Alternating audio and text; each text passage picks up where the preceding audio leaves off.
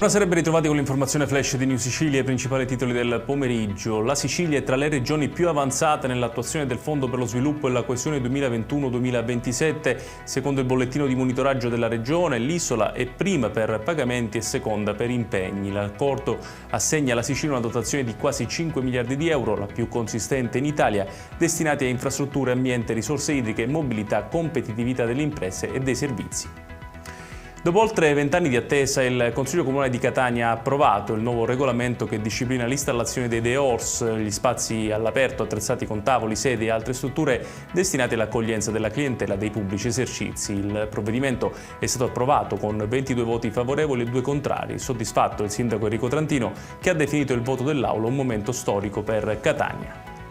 Oltre 7 km di litorale da restituire ai cittadini attraverso un vasto programma di rigenerazione urbana, e questo l'obiettivo del piano per la riqualificazione della costa sud di Palermo, presentato oggi all'Ecomuseo Mare e Memoria Viva in occasione della Giornata Nazionale delle Periferie. L'area interessata comprende i quartieri di Romagnolo, Sette Cannoli e Acqua dei Corsari.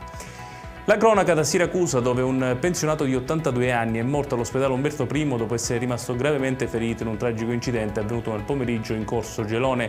La vittima stava attraversando la strada quando sarebbe scivolato. Proprio in quei momenti stava transitando un autobus che non si sarebbe accorto della presenza dell'uomo a terra e lo avrebbe travolto. In chiusura il meteo, caldo e rischio incendi per la giornata di domani in Sicilia. Scatta così lo stato di preallerta per tutta l'isola. Gli esperti non escludono possibili temporali di calore nelle ore pomeridiane.